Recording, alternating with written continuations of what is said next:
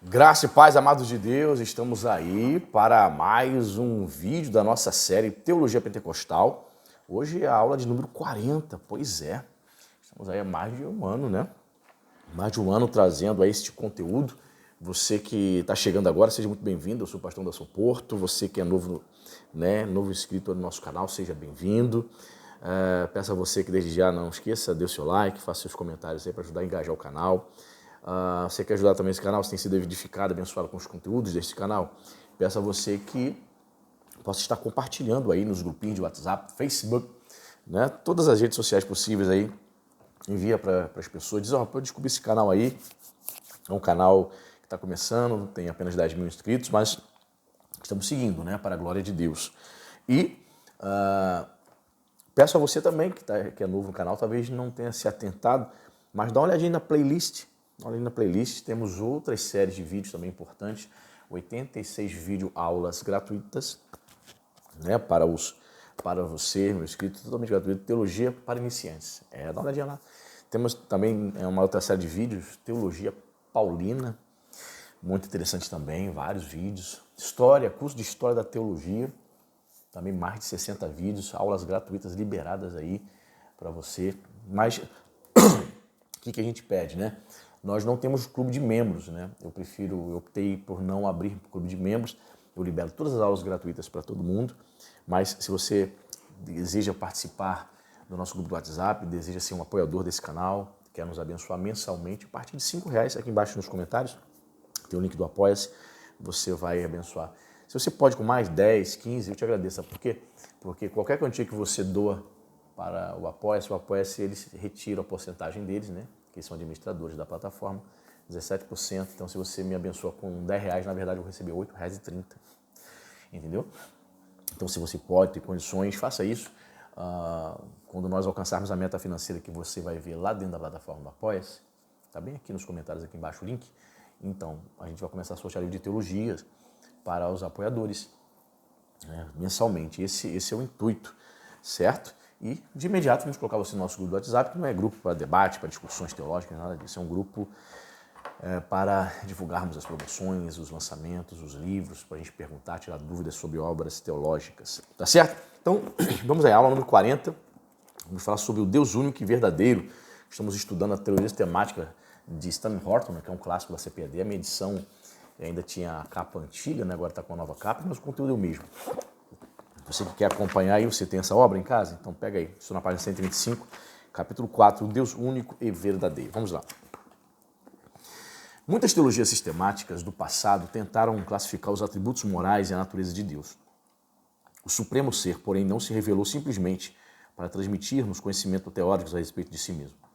Pelo contrário, a revelação que ele fez de si mesmo está vinculada a um desafio pessoal, a uma confrontação e a oportunidade de o homem reagir positivamente a essa revelação. Isso fica evidente quando o Senhor se encontra com Adão, com Abraão, com Jacó, com Moisés, com Isaías e com Maria, com Pedro, com Natanael, com Marta, juntamente com essas e muitas outras testemunhas. Podemos testificar que estudamos a fim de conhecê-lo experimentalmente e não somente para saber a respeito dele. Aí ele cita aqui um Salmo 100, versículo 1 a 3. Celebrai com júbilo ao Senhor, todos os moradores da terra. Servi ao Senhor com alegria, apresentai-vos a Ele com canto. Saber que o Senhor é Deus.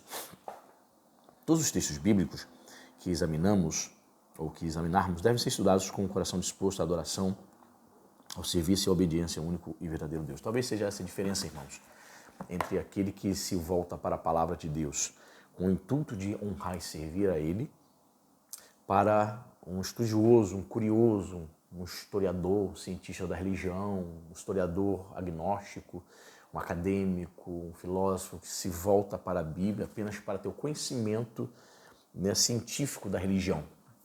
Esses não se voltam para as Escrituras, para o estudo da Bíblia, com o propósito de adorar, servir, para viver uma vida piedosa, para colocar em prática o que a Bíblia diz, infelizmente, né? Então esse é o diferencial do mero acadêmico, do mero curioso, pelas questões religiosas, para aquele que é adorador. Não estou dizendo que o acadêmico, não existe acadêmico piedoso, não é isso que eu estou falando, não, tá? Existem sim acadêmicos piedosos, homens que amam a sala de aula, homens que adoram estudar a Bíblia, eu posso me considerar um estudioso, um acadêmico. Estou fazendo mestrado em História da Igreja, tenho 2 pós-graduações, tenho bacharel, sou um estudioso, um acadêmico, compro e leio obras de autores conservadores, não conservadores, e quando me volto para a palavra de Deus, para mim é Deus, o Espírito Santo, ministrando ao meu coração. Entendeu? Assim também todo aquele que serve a Deus. E diz mais aqui, nossa maneira de compreender a Deus não deve basear-se em pressuposições a respeito dele, ou em como gostaríamos que ele fosse. Pelo contrário, devemos crer no Deus que existe e que optou por se revelar a nós através das Escrituras. O ser humano tende a criar falsos deuses, nos quais é fácil crer. Deuses que se conformam com o modo de viver e com a natureza pecaminosa do homem. Essa é uma das características das falsas religiões. Pois é, geralmente a falsa religião ela não exige mudança. Eu me lembro que eu tive um padrasto na minha infância, meu pai morreu, eu tinha 8 anos de idade, e esse meu padrasto, ele está vivo até hoje, está com 84 anos. Nunca mais o vi, deve ter aí uns 15 anos que eu não o vejo, ou mais. Na rua, assim, digo de ver assim na rua, passar por ele. Ele mora na Baixada Fluminense, mora aqui na Região dos Lagos, enfim. E eu me lembro que eu era criança, ele frequentava o espiritismo kardecista, me parece que frequenta até hoje, ele espírita, e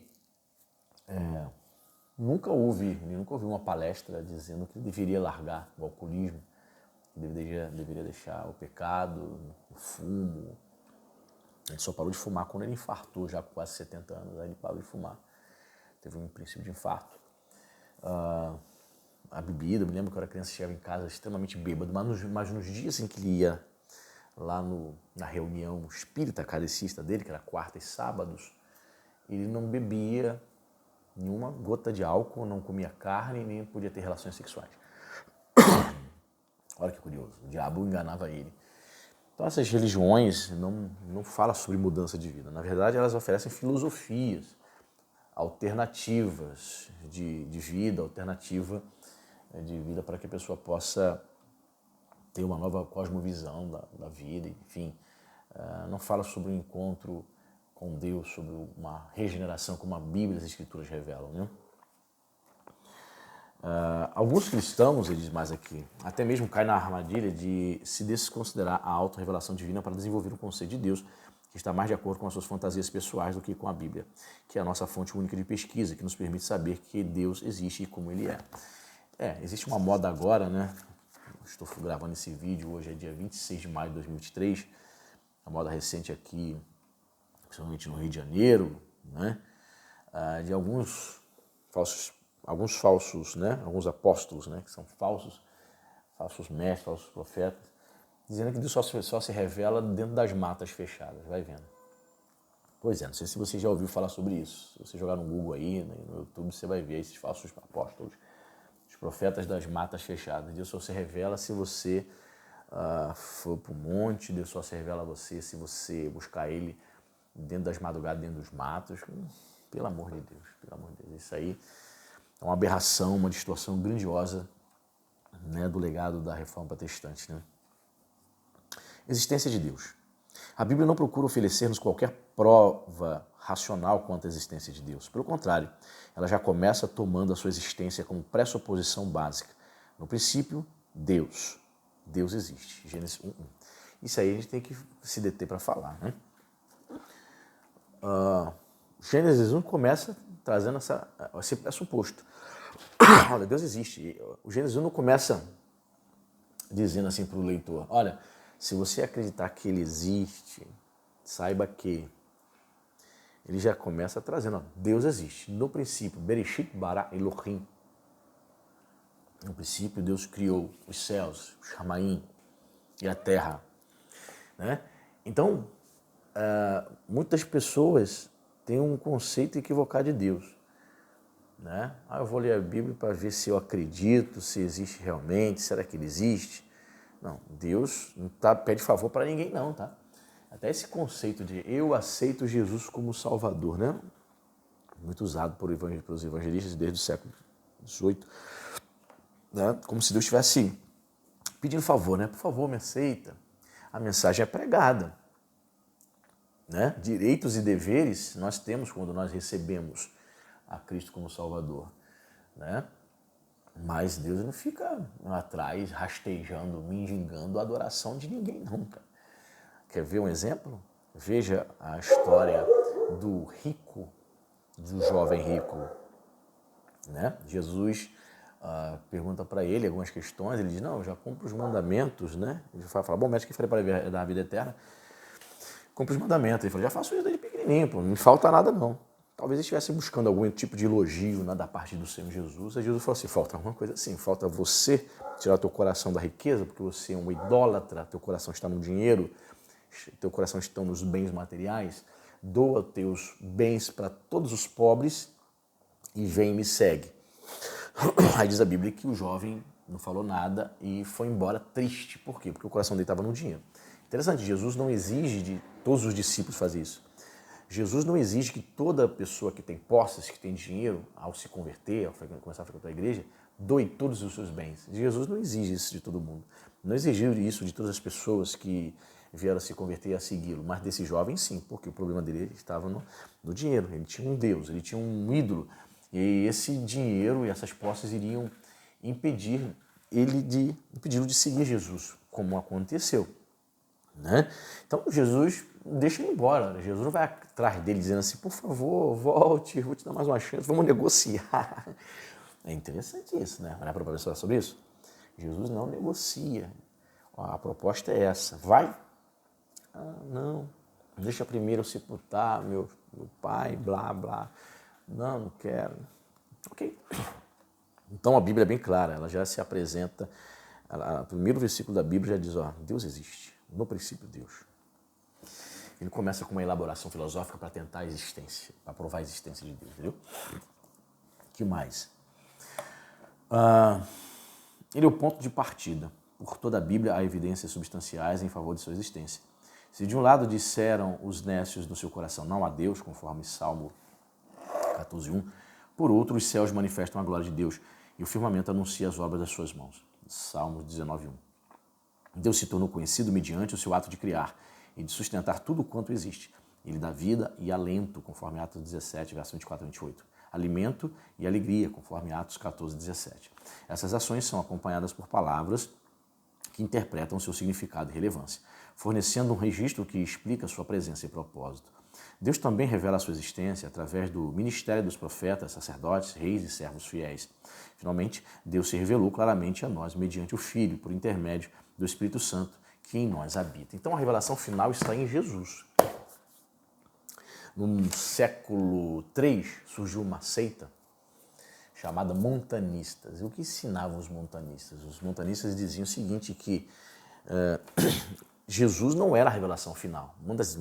Dentre muitas das suas heresias, eles diziam, Jesus não é a revelação final, a Bíblia não é a revelação final, Deus não terminou sua revelação em Apocalipse. Deus continua trazendo revelações por meio do Espírito Santo, por meio dos seus profetas, revelações estas normativas para a igreja com o mesmo peso de Bíblia. E aí, queridos, muita loucura os caras disseram. Imagina, todo culto tinha um profeta, uma profetisa, trazendo regras, normas, novas orientações para a igreja, porque eles entendiam que só a Bíblia não era suficiente e que o Espírito Santo continuava revelando. Você tem que entender o seguinte, sim, a revelação ao longo da história do homem ela foi progressiva, certo? Pentateuco, profetas, os livros sapienciais, através da Escritura, Deus foi se revelando, né? Deus foi mostrando como ele trabalha, ele lidar com o homem, enfim. E aí vem a graça, aí Jesus vem. Então Jesus traz um novo tempo, uma nova era, uma nova dispensação. Jesus vai dizer, o reino de Deus está entre vós, ou seja, a presença de Jesus, né, o agir do Espírito Santo entre a igreja, era a confirmação da presença do reino de Deus. E a Bíblia vai se fechar no cânon ali, cara. Padrão para se seguir, né? As regras que normatizam a vida da igreja é a Bíblia, né? Principalmente o Novo Testamento, que fecha em Apocalipse. Não Nenhum líder hoje tem a capacidade e a autoridade para dizer, olha, a minha palavra, o meu dizer tem o peso de Bíblia. Para a Igreja Católica tem, que o Papa é o vicário de Cristo, o substituto de Cristo na Terra. O que ele fala é lei. Tanto é que existe o dogma da infalibilidade papal, a ideia de que o Papa é infalível. Meu Deus do céu. O homem vai todo dia no banheiro, faz a mesma coisa que eu e você, fede pra caramba e é infalível, quase que impecável, entendeu? Para mim é o mesmo que impecável. Por que eles precisam criar esses dogmas absurdos, bizarros, para dar tanta autoridade e poder na fala de um homem? Por quê? Porque eles não aceitam a Bíblia Sagrada como regra de fé para as suas vidas. É só isso. Muito bem.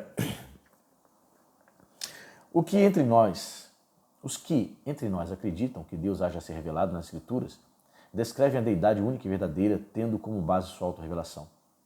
Vivemos, todavia, num mundo que, via de regra, não aceita esse conceito da Bíblia como fonte primária de informação. E são muitas as pessoas que preferem confiar na engenhosidade e percepção humanas para lograr e alcançar uma descrição particular da deidade. Para acompanharmos os passos do apóstolo Paulo na obra de se conduzir a humanidade das trevas para a luz, precisamos ter consciência das categorias gerais dessas percepções terrenas. Sob o ponto de vista secular de se entender a história, a ciência e a religião, a teoria da evolução tem sido aceita por muitos como fato fidedigno. Segundo essa teoria, à medida que os seres humanos foram evoluindo, também evoluíram suas crenças religiosas e seus modos de expressá-las. E aí o que mais acho absurdo, né, é ver vários pastores, teólogos, estudantes de teologia tentando conciliar a teoria da evolução, essa famigerada teoria, que não é algo comprovado até hoje, é uma teoria, tentando conciliar com Gênesis 1, 2, cara, que absurdo. Eles se sentem desconfortáveis ao lerem, esses pastores, esses teólogos, se sentem muito desconfortáveis ao lerem artigos científicos, onde estes artigos científicos escritos por homens falhos e pecadores, né, artigos escritos no século XX e XXI, trazendo descobertas que discordam, que contrariam a narrativa bíblica e se sentem desconfortáveis porque arqueologista A, arqueólogo B, arqueólogo C, que não são cristãos, não são conservadores, trazem conceitos, trazem supostas descobertas que contrariam ou que desmentem a Bíblia. Então os caras ficam desconfortáveis, então eles tentam desesperadamente conciliar. Cara, a arqueologia, os artigos científicos podem mostrar várias coisas. Eu vou ficar sempre com a Bíblia. Deus, diz a Bíblia, seja todo homem mentiroso e Deus verdadeiro. O que mais aqui, ó? Os seguidores da teoria da evolução dizem que a religião começa no nível do animismo, a crença de que poderes sobrenaturais ou espíritos desencarnados habitam nos objetos naturais e físicos. Tais espíritos, segundo suas próprias vontades malignas, teriam influência sobre a vida humana. O animismo evoluiu-se até transformar-se no politeísmo simples, no qual certos poderes sobrenaturais são considerados deidades. O passo seguinte, ainda segundo os evolucionistas, é o enoteísmo. Uma das deidades atinge uma posição de supremacia sobre todos os demais espíritos e é adorada em detrimento das outras. Segue-se a monolatria, quando as pessoas optam por adorar um só dos deuses, sem porém negar a existência dos demais. Então, eu discordo totalmente da posição evolucionista, que vai dizer que o homem,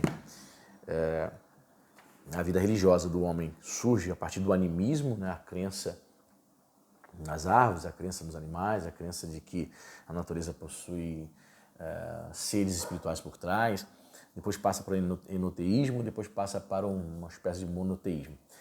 A narrativa bíblica mostra totalmente o contrário. Mais uma vez, aí eu não acredito na tese evolucionista de céticos e incrédulos. Eu creio na palavra de Deus. Primeiro, o que temos é o quê? O que nós primeiro temos? O que a narrativa bíblica ensina? Primeiramente, um monoteísmo puro, simples, já ali em Abel, oferecendo seu sacrifício ao Senhor.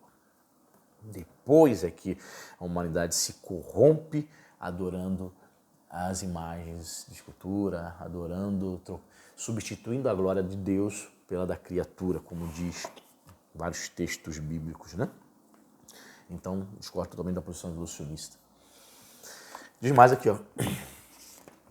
A conclusão lógica, segundo essa teoria, é o monoteísmo, que surge somente quando as pessoas evoluem-se ao ponto de negar a existência de todos os demais deuses, de adorar uma única deidade. As pesquisas realizadas pelos antropólogos e pelos missiologistas nesse século XX, demonstram com clareza que essa teoria não é corroborada pelos fatos históricos, nem pelo estudo cuidadoso das culturas primitivas contemporâneas.